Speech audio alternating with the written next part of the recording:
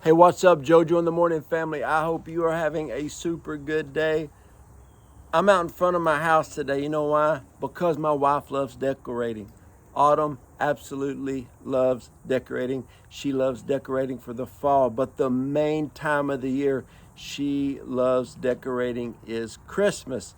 So she just put some pumpkins and mums out. So I said, hey, let's do a video outside today. But here's what I want to talk to you about. This is going to help you, okay? This is going to help you. I'm going to squint my eyes a little bit because it's a little bit bright out here. But I'm going to tell you something today that will help you greatly, okay? Learn how to starve out your distractions in life.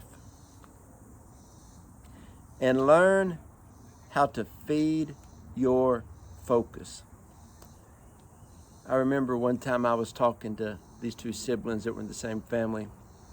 And one of them was talking about the family was they loved the Lord, and they were pretty well off. And you know, like any family, they had some things going on in the family, and they had some family businesses.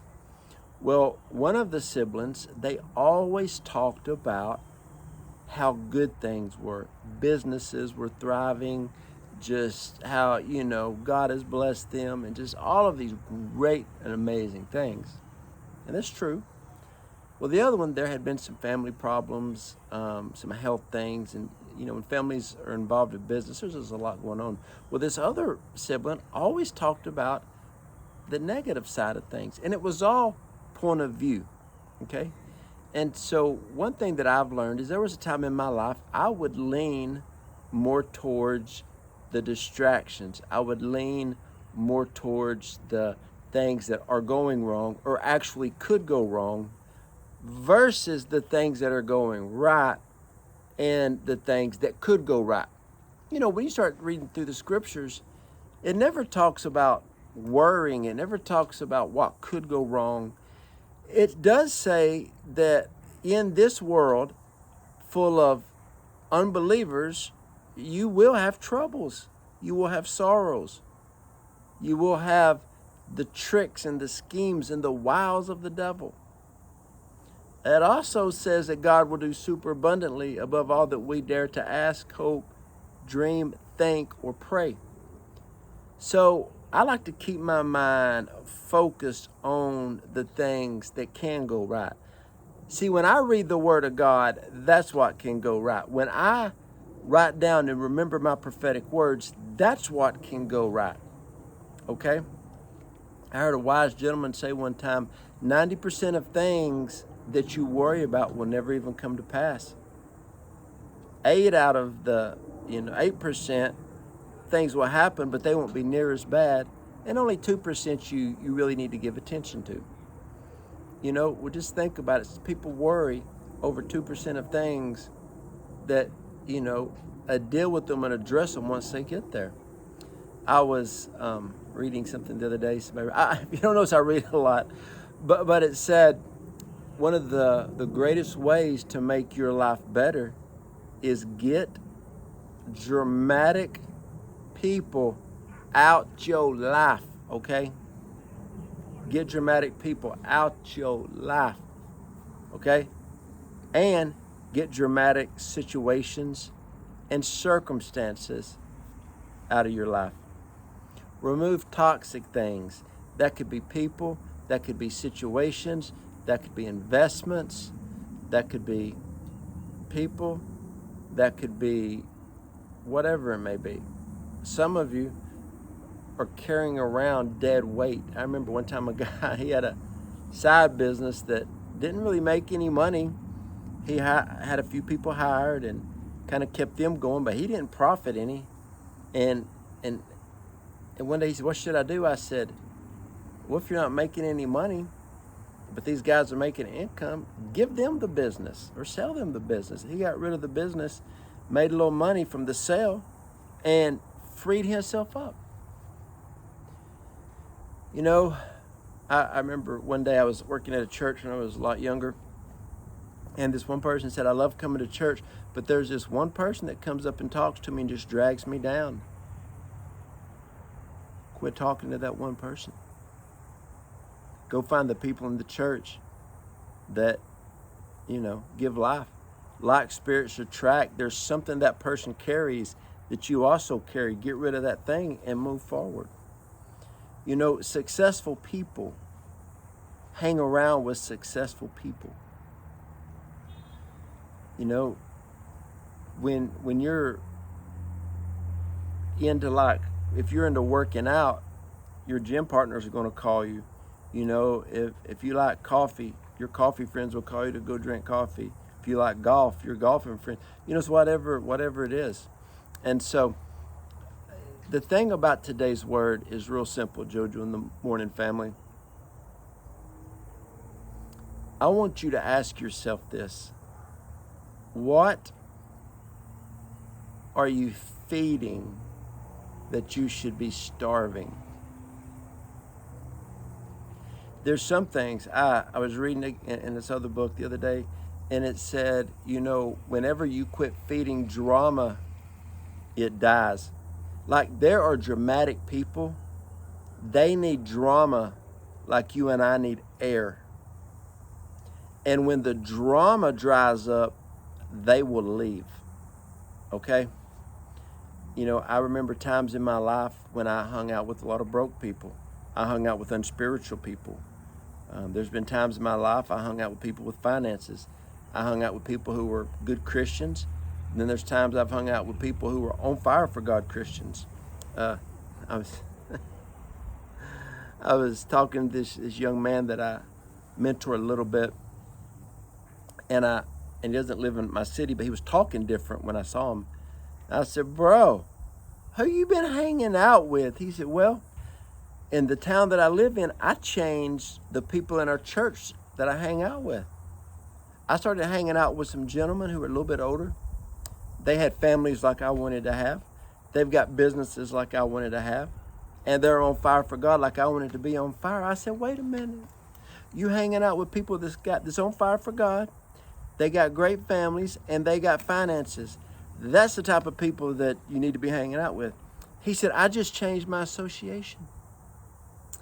It's just in life, I believe this. In fact, a few days ago, somebody asked me this question.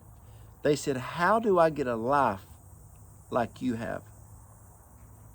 And I said, "Well, first of all, Habakkuk 2:2-3 talks about when you have a vision, write it down."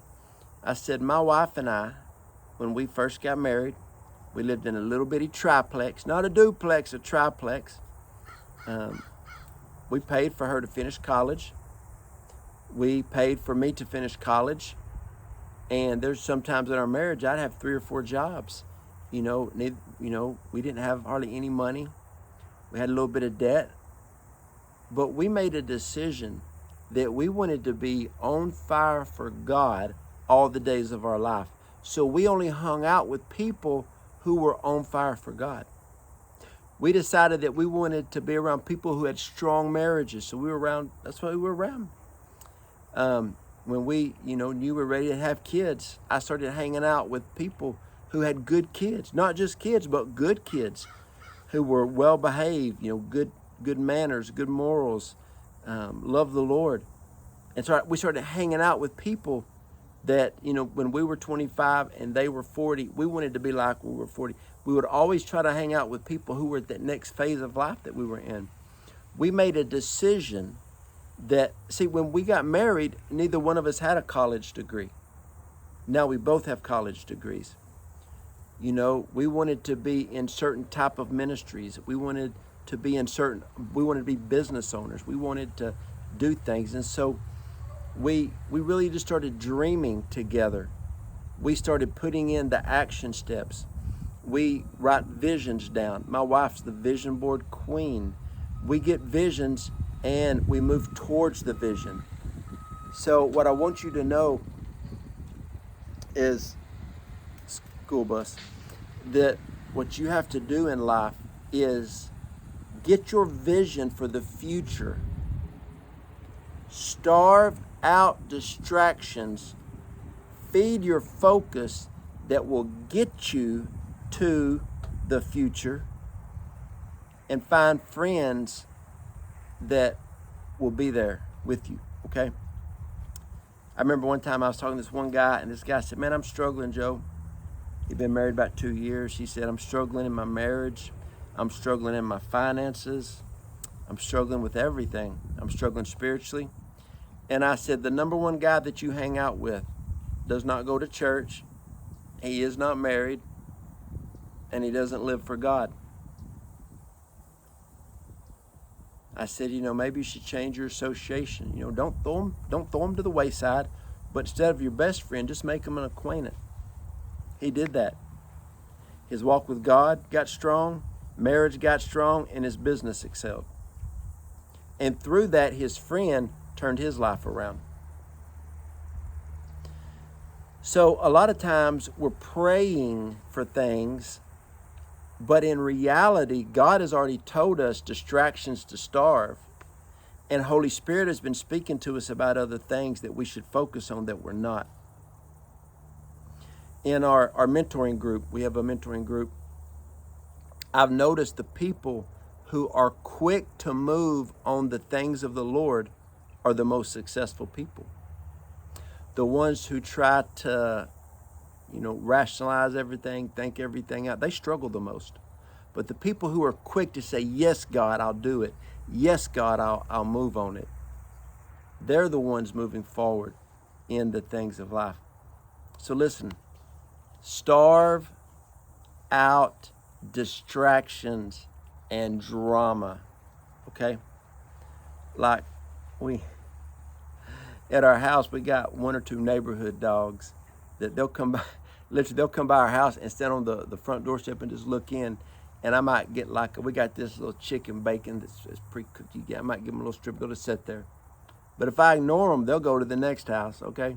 Starve out your distractions. Focus on your future. Focus on your prophetic words. Focus on your goals and your dreams. And you will move forward in them, okay?